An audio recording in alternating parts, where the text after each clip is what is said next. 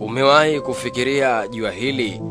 Biolojia inatueleza kwamba kwenye tendo la ndoa, mbegu zinazotoka kwenda kwa mwanamke ni zaidi ya milioni 300 na huanza kukimbia kwenda kwenye yai. Mbegu 500 ndo huweza kufika katika eneo husika. Mbegu nyingine huchoka na kufia njiani. Kati ya mbegu 500 zinazofanikiwa kufika na kushinda na kutengeneza kiumbe ni moja tu. Mbegu hiyo ni wewe unayetazama ujumbe huu. Kama usingeshinda mbio zile na kuwashinda wenzako milioni 300, usingekuwepo hii leo duniani.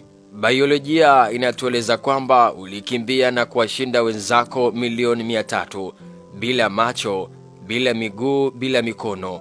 Ulikimbia mbio bila elimu yako na ukashinda. Ulikimbia bila cheti na ukashinda. Bila msaada wa mtu yeyote na ukashinda. Je, ni kwa nini ushindwe hii leo? Leo hii una macho, una miguu, mikono, una neno la Mungu. Kwa nini ushindwe? Kwa nini ukate tamaa? Muombe Mungu, kuwa na maono, kisha weka mipango thabiti.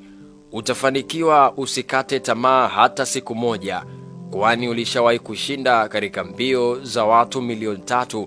Kwa nini ushindwe hii leo? Changamoto ni sehemu ya maisha, lakini kamwe zisikukatishe tamaa. Kuwepo kwako duniani ni mpango kamili wa Mungu. Hukuja duniani kwa bahati mbaya. Lipo kusudi la uwepo wako. Hakikisha unalitambua kusudi hili na kulitimiza. Haijalishi unapitia wakati gani kwa sasa. Amini kwamba ulizaliwa kushinda. Mimi ni Steve Champion.